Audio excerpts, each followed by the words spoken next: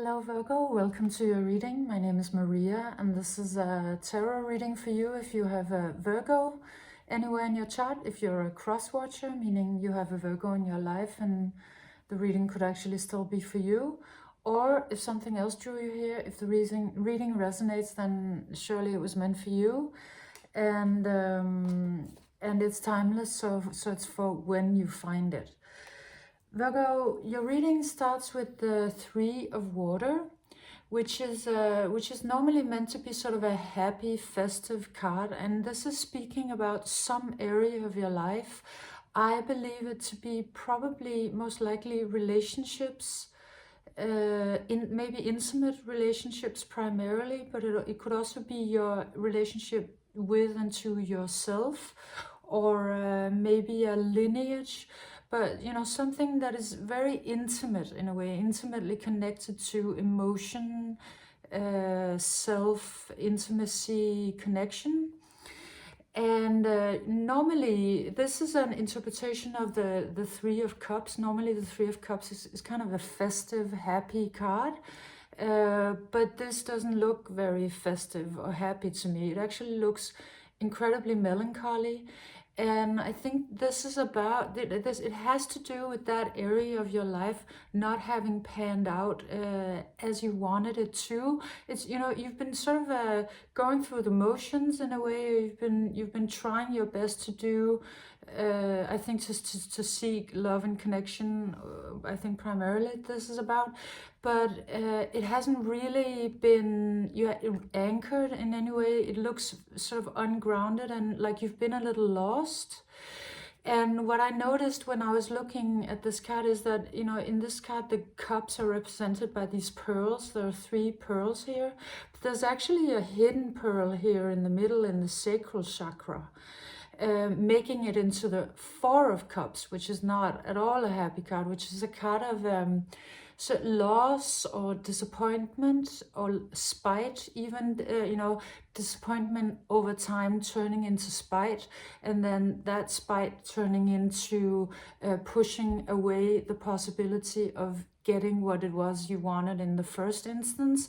And I'm not saying this is on any fault of yours, because it looks like something was given to you, like an old disappointment. Like maybe you grew up in a household with parents that were hoping you would fulfill their dreams, and so your dream kind of got lost, or you've been carrying an old pain or wound or bitterness, resentment, something like that, that might not have necessarily been your own. Could have been something somebody gave to you, but it's been hidden. So you might have been thinking, why isn't this panning out? Because I'm kind of showing up with the Three of Cups, and, you know, it should be going all right, but it's not, because there's an extra hidden cup here that is turning what was supposed to be, you know, joyful into something melancholy and difficult.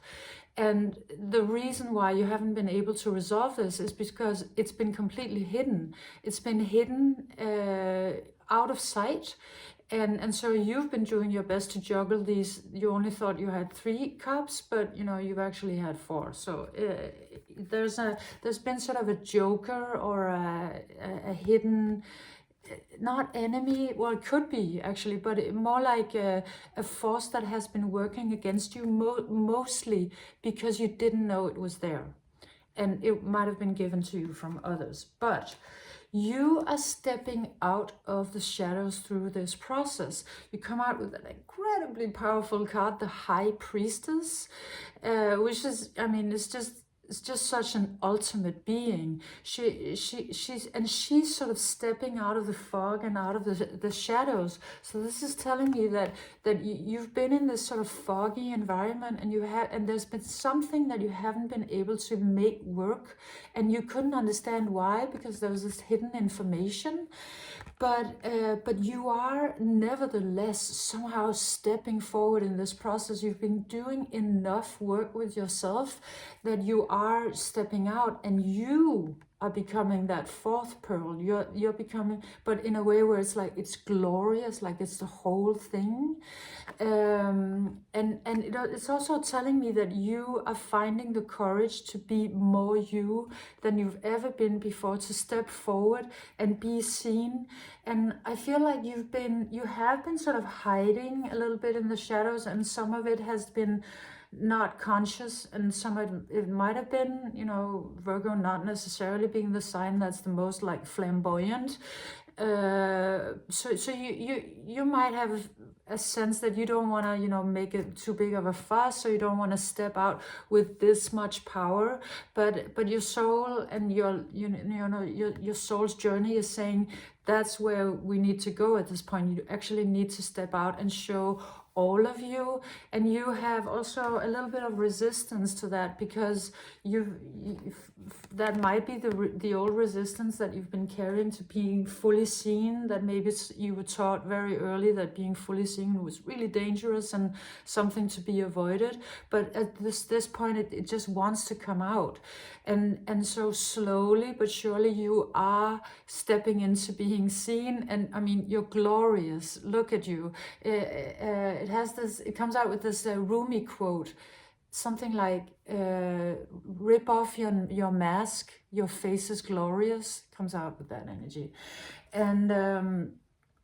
And so you might also at this point be realizing, oh, I am actually quite beautiful in every way, and slowly finding the courage to step out. But you might also have an energy about you that's like, do I need to show myself? Couldn't I just find out for me, just for me, and then not necessarily showing anybody else, but that just so that I know who I am? But Spirit is saying, well, no, not really, because your energy of showing up in the world has sort of a reciprocity to it that also changes you. So as long as you're kind of slightly hiding, then you don't get, you know, truly the feedback loop that we need you to have in order for a positive spiral to start.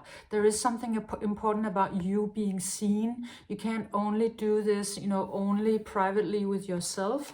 And another reason is also because you come out with this one, the King of Air. I mean, talk about a power couple.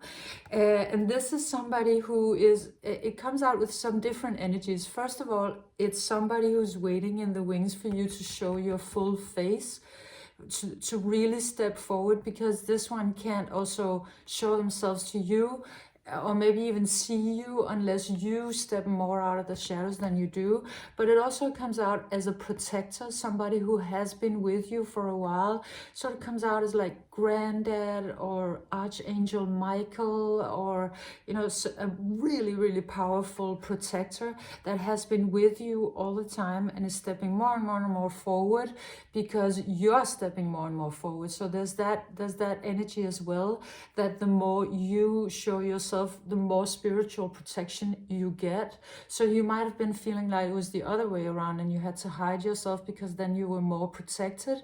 And this one is coming in to say it's the opposite. The more you show yourself, the more you completely unapologetically are you, the more protected you will be. Like you, and it really comes out as you being sort of the, you know, the favorite of the gods. There's just an expression in Danish, but it's like, you know, having the favor of the gods, like being the precious one, and they really want you to step forward. And this one is here and waiting for it and hoping for it and cheering on you.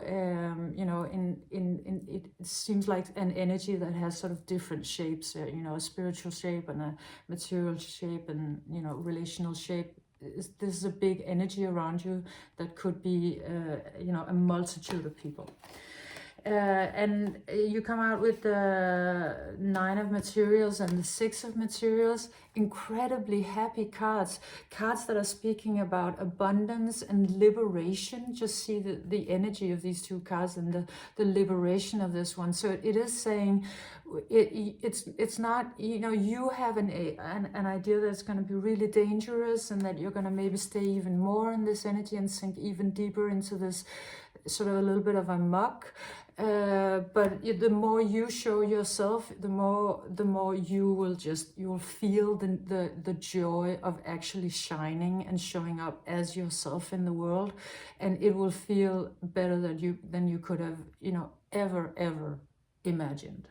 So because of this, and because of you going through, I mean, you're already this much visible, so, you know, you are on your way. But it's showing me that you're gonna get into it. This card is called a new landscape. Then there's sort of whole new reality is gonna start manifesting for you. And it might have already started, it probably has already started manifesting. But it's just been the acclimatization, is that's what it's called, of you've been sort of in the North Pole, and then you arrive at this flower field.